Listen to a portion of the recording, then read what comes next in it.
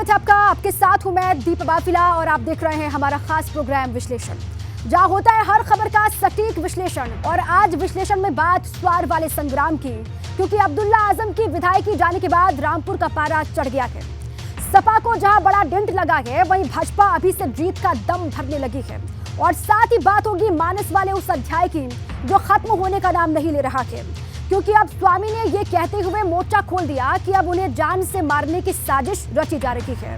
लेकिन इन सब के बीच समाजवादी पार्टी ने स्वामी प्रसाद मौर्य और शूद्र वाली लाइन के खिलाफ जाने वाले नेताओं को बड़ा संदेश दे दिया है।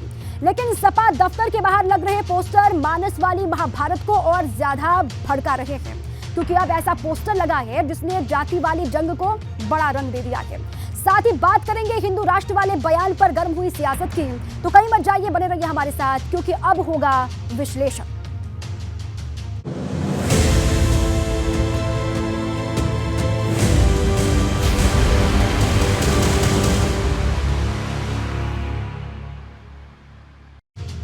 और सबसे पहले बात रामपुर का स्वार संग्राम निकाय से पहले घमासान, क्योंकि सर्दी खत्म होने से पहले यूपी का सियासी पारा गर्म हो चला है।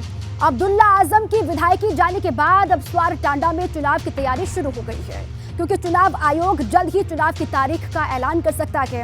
ये चुनाव जहां आजम परिवार के लिए अग्नि परीक्षा की तरह है, वही समाजवादी पार्टी के लिए इस बात की लड़ाई है कि वो यहां से किसे मैदान में उतारेगी, क्योंकि इससे पहले सपा ने 2 बार दाव चला है और दोनों ही बार उसके हाथ हार ही आई है।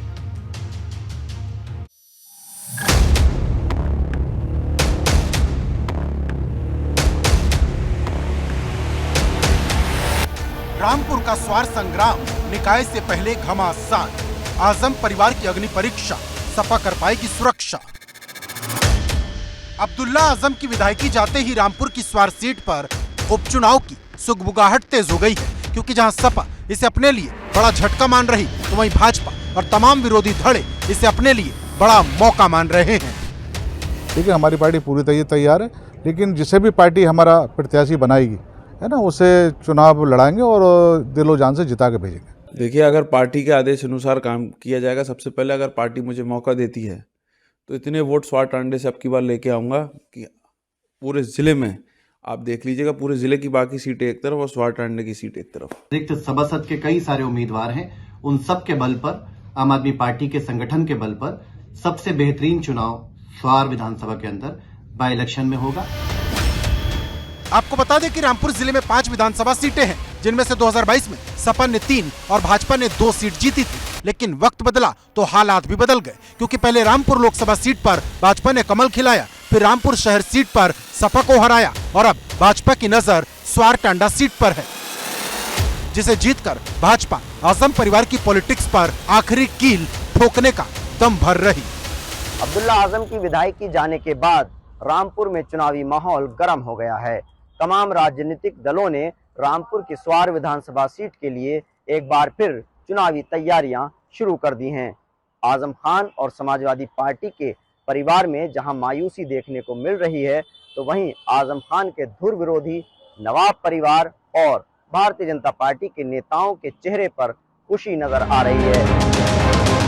माना जा रहा है कि जल्द ही चुनाव आयोग स्वार सीट पर उपचुनाव की तारीख का ऐलान कर देगा, लेकिन सपा के सामने इस बात का संकट पैदा हो गया है कि अब स्वार सीट से वो किसे मैदान में उतारेगी। वैसे एक सवाल इस बात का भी है कि भाजपा इस सीट पर अपना उम्मीदवार किसे उतारेगी, या फिर ये सीट अपना दल एस को देगी, क्योंकि पिछली बार ये सीट भाजपा ने अपना दल एस को ही दी थी। हमारी पूरी तैयारी है और पूरी तैयारी के साथ, पूरी ताकत के साथ चुनाव मैदान में जाएंगे। गठबंधन का विषय केंद्रीय पार्टी तय करती है और जैसा पार्टी का आदेश होगा उसी आधार पर आगे बढ़ेंगे।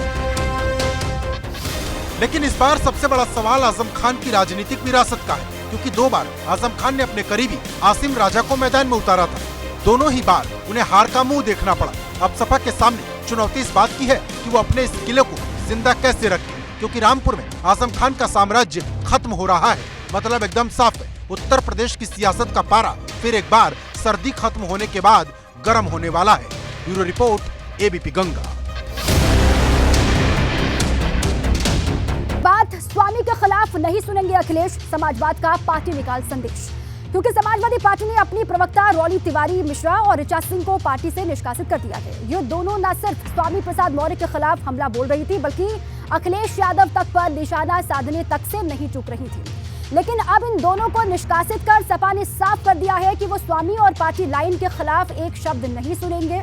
लेकिन बड़ा सवाल यह है, जो एक्शन रॉली तिवारी और ऋचा सिंह के खिलाफ हुआ, क्या वो राकेश प्रताप सिंह और उन तमाम नेताओं पर भी होगा जो पहले दिन से स्वामी पर हमलावर हैं? रॉली तिवारी और ऋचा सिंह पर गिरी गाज, पार्टी के खिलाफ उठाई थी आवाज।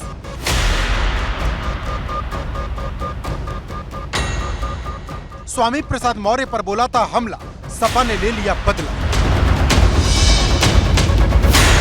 रामचरितमानस पर भले ही अखिलेश यादव ने एक शब्द ना बोला हो, लेकिन समाजवादी पार्टी ने अपनी प्रवक्ता रॉली तिवारी मिश्रा और ऋचा सिंह को निष्कासित करके साफ कर दिया है कि वो पार्टी लाइन के खिलाफ जाने वाले नेताओं को बर्दाश्त नहीं करेगी। क्योंकि जब से मानस वाला एपिसोड शुरू हुआ, तब से सपा के एक धड़े ने स्वामी प्रसाद मौर्य और अपनी ही पार्टी के खिलाफ मोर्चा खोल रखा था। इन्हीं में से दो बड़े नाम रॉली तिवारी मिश्रा और ऋचा सिंह के थे, जो न सिर्फ स्वामी प्रसाद मौर्य पर हमला बोल रही थी, बल्कि अखिलेश यादव तक को घेरने से पीछे नहीं हट रही थी। क्योंकि जब अखिलेश यादव काशी में हनुमान मंदिर गए थे, उस पर भी रॉली तिवारी मिश्रा ने निशाना साधा था।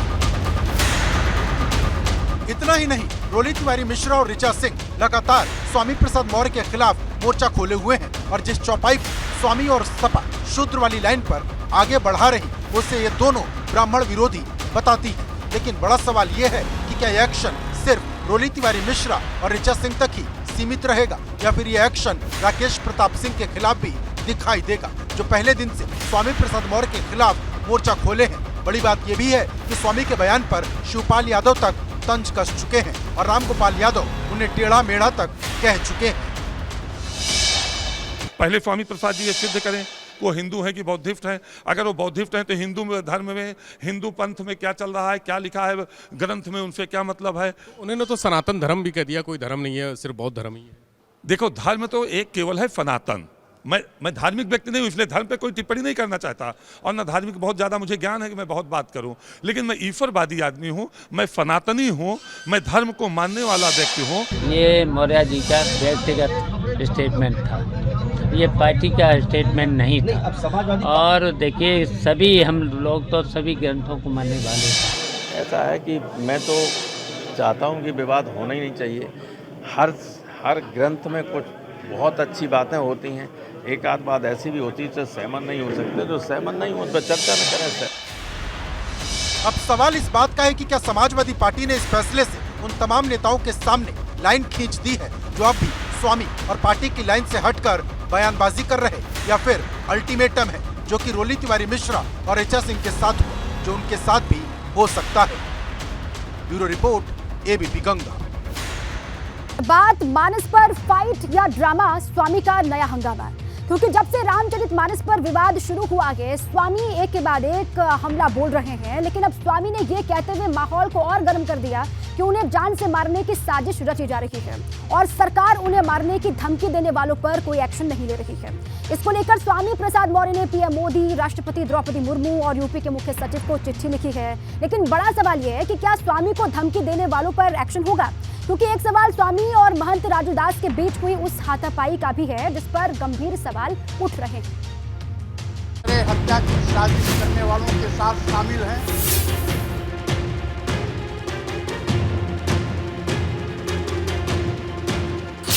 मानस पर फाइट या ड्रामा, स्वामी का नया हंगामा। भाजपा सरकार मेरी हत्या कराना चाहती है। स्वामी को सताया, जान का डर, धमकी देने वालों पर कब होगा एक्शन?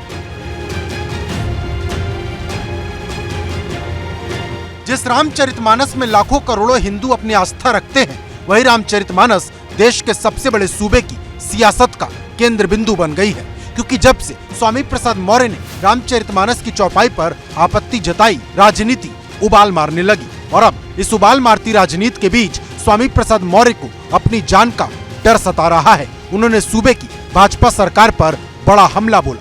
स्वामी प्रसाद मौर्य ने कहा कि उनकी हत्या की साजिश रची जा रही, लोग उन्हें जान से मारने की धमकी दे रहे, लेकिन इसके बाद भी ऐसे लोगों के खिलाफ सरकार कोई कार्रवाई नहीं कर रही। अब स्वामी प्रसाद मौर्य ने इसे लेकर प्रधानमंत्री मोदी, राष्ट्रपति द्रौपदी मुर्मू और यूपी के मुख्य सचिव को पत्र लिखा है और ऐसे लोगों के खिलाफ कार्रवाई करने की मांग की है।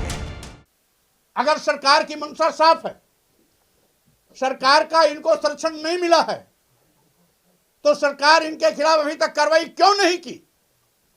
अगर कार्रवाई नहीं किया है तो इसका मतलब है मेरी हत्या की साजिश में भाजपा सरकार शामिल है। स्वामी प्रसाद मौर्य को अपनी जान का डर वाला ये बयान एक टीवी कार्यक्रम में महंत राजूदास के साथ हुई हाथापाई के बाद आए। आरोप है कि कार्यक्रम में महंत राजूदास और स्वामी प्रसाद मौर्य दोनों मौजूद थे, जहां दोनों के बीच बात इतनी बढ़ गई कि हाथापाई की नौबत आ गई। और इसी हाथापाई के बाद स्वामी प्रसाद मौर्य ने एक चिट्ठी पुलिस कमिश्नर को भी लिखी, जिसमें स्वामी प्रसाद मौर्य ने आरोप लगाते हुए लिखा कि अयोध्या के हनुमानगढ़ी के महंत राजूदास और उनके समर्थकों के द्वारा तलवार और फरसा से हमले की कोशिश की गई। वहीं एक आरोप महंत राजूदास लगा रहे हैं कि उन्हें स्वामी प्रसाद मौर्य ने पीटा है। मेरे पीछे हत्या की साजिश में लग गए। कोई मेरा सिर काटने के लिए 21 लाख तो कोई 51 लाख की सुपारी दे रहा है। कोई जीभ काटने के लिए 5 लाख तो कोई 11 लाख की सुपारी दे रहा है। कोई हाथ काटने के लिए, कोई कान काटने के लिए, कोई नाक काटने के लिए और कोई हत्या करने की बात कर रहा है। बयान देते हुए उनकी फोटो भी है और उसके बावजूद सरकार के कान पर जूं नहीं रेंग रही है। स्वामी प्रसाद मौर्य को आतंकी द्वारा फंडिंग की जा रही है कि हिंदू को हिंदू से लड़वाओ, साधु संतों को मरवाओ। हमारी हत्या स्वामी प्रसाद मौर्य आतंकियों के द्वारा, उनके समाज के जो कुछ आतंकी हैं उनके द्वारा कराने का प्रयास हो रहा है। आपको बता दें कि स्वामी प्रसाद मौर्य को अब तक जिन लोगों ने जान से मारने की धमकी दी, उसमें एक नाम महंत राजूदास का भी है, जिन्होंने स्वामी प्रसाद मौर्य का सिर तन से जुदा करने वालों को 21 लाख का इनाम देने की बात कही थी। लेकिन हाथापाई को लेकर स्वामी और महंत राजू में से कौन सच बोल रहा, ये बड़ा सवाल है, क्योंकि जिस तरह हाथापाई हुई उसने देश की सियासत को एक बार फिर से गर्म कर दिया है। आपस का वाद विवाद है, अगर कोई ऐसा हुआ है तो कानून हाथ में लिया है तो कानून अपनी कार्रवाई करेगा। लेकिन जो मीडिया के माध्यम से मुझे मालूम पड़ रहा है कि दोनों ही अपने अपने आरोप लगा रहे हैं, मुझे लगता है इसमें कुछ नहीं निकलना आता है। खाली क्योंकि स्वामी प्रसाद मौर्य अपनी जीवन पे कंट्रोल नहीं रखते, अपनी बातों पे कंट्रोल नहीं रखते, किसी की आत्मा या किसी की सोच आहत होगी तो वो अपना क्रिया प्रतिक्रिया करेगा, लेकिन कानून को उनको अपने हाथ में लेने का हक नहीं है। तो कभी ऐसे बयान नहीं देना चाहिए जिससे भारत का, देश का भाईचारा, राष्ट्रीय एकता, अखंडता, ताना बाना जो कमज़ोर हो और सामाजिक वैमनस्यता पैदा हो। ऐसे विवादित बयानों से लोगों की धार्मिक भावना आहत होती हैं। और ठीक कहा है मुख्यमंत्री जी ने कि गोस्वामी तुलसीदास जी की रामचरितमानस पर आम आदमी आलोचना करना ठीक ऐसी ही है जैसे सूरज को टॉर्च दिखानी है। जो राष्ट्रवाद या बड़ी इशू लेके राजनीति नहीं कर पाते हैं वो क्षुद्र राजनीति में पड़ते हैं और छोटे रास्ते से राजनीति चलाने की कोशिश करते हैं। इतिहास इस बात का साक्षी है और पिछले दिनों के चुनाव परिणाम इस बात के साक्षी है कि राजनीति में शॉर्टकट नहीं होता। शॉर्टकट करने से ऐसे ही मुंह की खाते समाप्त हो रहे हैं। बीएसपी समाप्त हो रही है, सपा समाप्ति की हो रहा है। अब उन्हें खतरा है, इसलिए जातिवाद की राजनीति को दोबारा उभारना चाहते हैं, लेकिन जनता उनके झांसे में आने वाली नहीं। सपा एमएलसी स्वामी प्रसाद मौर्य और अयोध्या हनुमानगढ़ी के महंत राजूदास व इनके समर्थकों के बीच में हुई झड़प के बाद स्वामी प्रसाद मौर्य ने भाजपा सरकार पर बड़ा गंभीर आरोप लगाया है। स्वामी प्रसाद मौर्य ने कहा कि भाजपा सरकार उनकी हत्या कराना चाहती है, क्योंकि कई बार स्वामी प्रसाद को जान से मारने की धमकी मिली, जिसे लेकर उन्होंने शिकायत भी दर्ज कराई। लेकिन ये आरोप है कि सरकार ने इस मामले में धमकी देने वालों पर कोई कार्रवाई नहीं की। इसे देखकर ऐसा लगता है कि जैसे सरकार की तरफ से अपराधियों को मौन स्वीकृति मिली हुई है। वहीं समाजवादी पार्टी को समझ नहीं आ रहा कि स्वामी वाले विवाद पर कैसे डील किया जाए, क्योंकि जहां एक तरफ अखिलेश इस पर चुप है, वहीं सपा के राष्ट्रीय महासचिव रामगोपाल यादव ने स्वामी की तुलना ये कहते हुए शंकर जी की बारात से कर दी कि पार्टी में टेढ़े मेढ़े सबको साथ रखना पड़ता है। हर ग्रंथ में कुछ बहुत अच्छी बातें होती हैं, एक आध बात ऐसी भी होती है जो सहमत नहीं हो सकते। जो सहमत नहीं हो उस पर चर्चा न करें, जो है अच्छी उनको लेके चलें। अब सवाल इस बात का है कि क्या स्वामी को धमकी देने वालों पर कोई एक्शन होगा, और होगा तो हाथापाई वाला एपिसोड कहां जाकर खत्म होगा। Bureau report, ABP Ganga. बात शूद्र ब्राह्मण के बाद कुम्हार पोस्टर जाति वाली जंग को नया बूस्टर, क्योंकि एक तरफ स्वामी प्रसाद मौर्य अपनी जान को खतरा बता रहे हैं, वहीं दूसरी तरफ रामचरितमानस पर पोस्टर वाली सियासत 7वें आसमान पर है, क्योंकि सपा दफ्तर के बाहर फिर एक बार एक नया पोस्टर लगा मिला है, जिसमें जाति के तौर पर कुम्हार का नाम लिखा हुआ है। लेकिन अब सियासत इस बात पर शुरू हो गई है कि ये पोस्टर समाजवादी पार्टी दफ्तर के बाहर ही क्यों लगते हैं।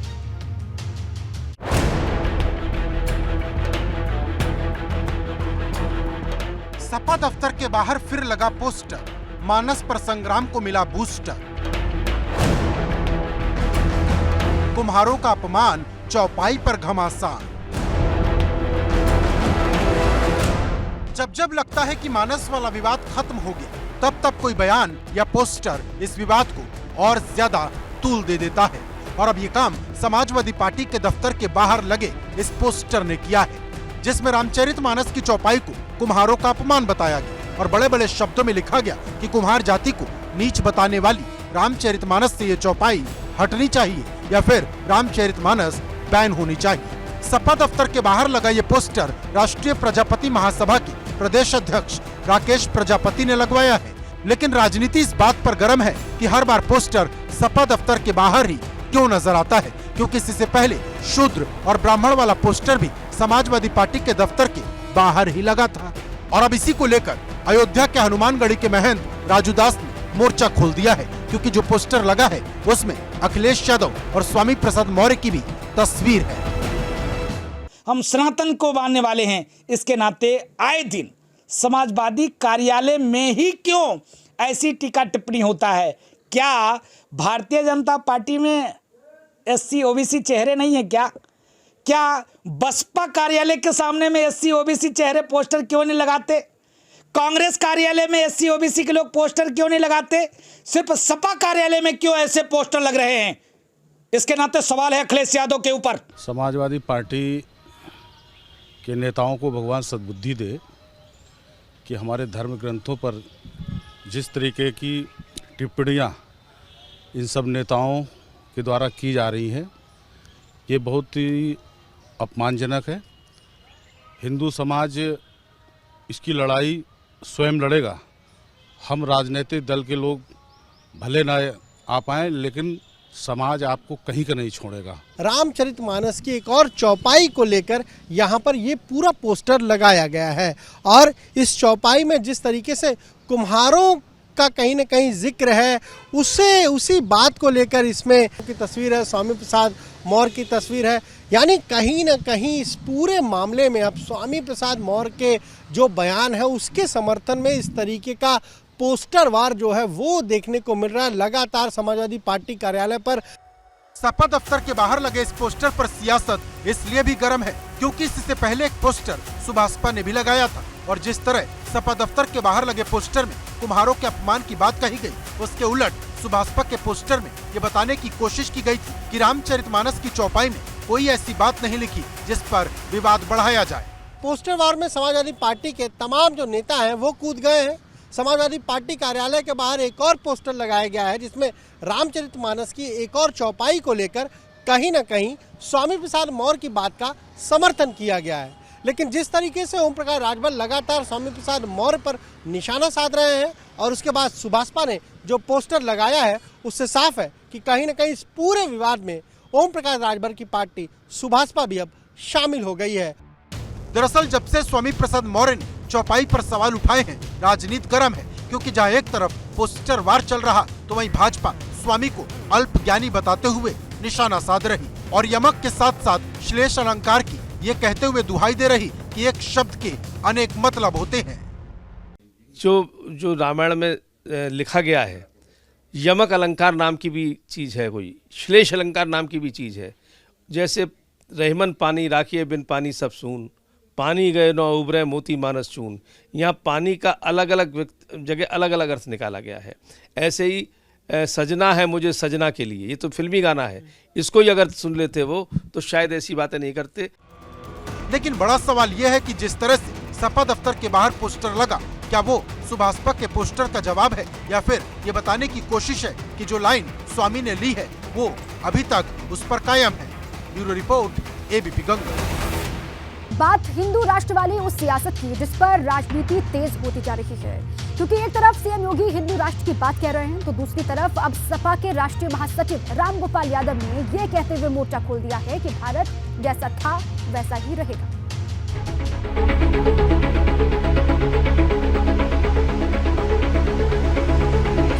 हिंदू राष्ट्र भ्रम या सच, रामगोपाल का नया टच। हिंदू राष्ट्र पर लाल सियासत 24 में मिलेगी ताकत। जहां एक तरफ रामचरितमानस पर सियासी उबाल मचा है तो वहीं हिंदू राष्ट्र को लेकर देश का सियासी पारा गर्म होने लगा है, क्योंकि एक दिन पहले सीएम योगी ने हिंदू राष्ट्र को लेकर जो बात कही थी उस पर अब राजनीति तेज हो गई है। सीएम योगी के बयान पर पलटवार करते हुए सपा के राष्ट्रीय प्रमुख महासचिव रामगोपाल यादव ने ये कहते हुए मोर्चा खोल दिया कि भारत किसी के कहने से हिंदू राष्ट्र नहीं बनेगा, जैसा पहले था वैसा ही रहेगा। अगर भारत का कोई व्यक्ति हज करने के लिए जा रहा है, वहां कोई उसको हाजी के रूप में नहीं मानता, वहां पे कोई उसको इस्लाम के रूप में नहीं मानता, वहां उसको हिंदू नाम से संबोधित किया जाता है, तो वहां तो किसी को परेशानी नहीं होती है। और उस परिप्रेक्ष्य में अगर आप देखेंगे तो भारत हिंदू राष्ट्र है, क्योंकि भारत का हर नागरिक हिंदू है, हर नागरिक हिंदू है, क्योंकि यह कोई जाति सूचक, मत और मजहब सूचक शब्द नहीं है। अगर आप इसको मत, मजहब या संप्रदाय के साथ जोड़ रहे हैं तो इसका मतलब हम हिंदू को समझने की भूल कर रहे हैं। जब लोगों के पास कुछ करने को नहीं रहता है, जब निराश होने लगते हैं, जनता उदास होने लगती है, तो इसी तरह के भ्रमजाल में फैलाना चाहते हैं। हिंदू इस देश में हमेशा से थे और धर्मों के लोग भी थे, वे भी रहेंगे, हिंदू भी रहेंगे। और हिंदू धर्म इतना सहिष्णु है कि छोटे मन वाले लोगों को इस तरह की बात नहीं करनी चाहिए। सीएम योगी के हिंदू राष्ट्र वाले बयान के जवाब में अब सपा के प्रमुख राष्ट्रीय महासचिव प्रोफेसर रामगोपाल का बयान सामने आया है। प्रोफेसर रामगोपाल ने कहा कि जब लोगों के पास करने को कुछ नहीं होता, वो निराश होते हैं, जनता उदास होती है, तो इस तरह से भ्रम जाल फैलाने का काम करते हैं। प्रोफेसर रामगोपाल यही नहीं रुके, उन्होंने कहा कि इस देश में हिंदू भी हमेशा से रहे और अन्य धर्मों के लोग भी, और आगे भी हिंदू भी रहेंगे। साथ ही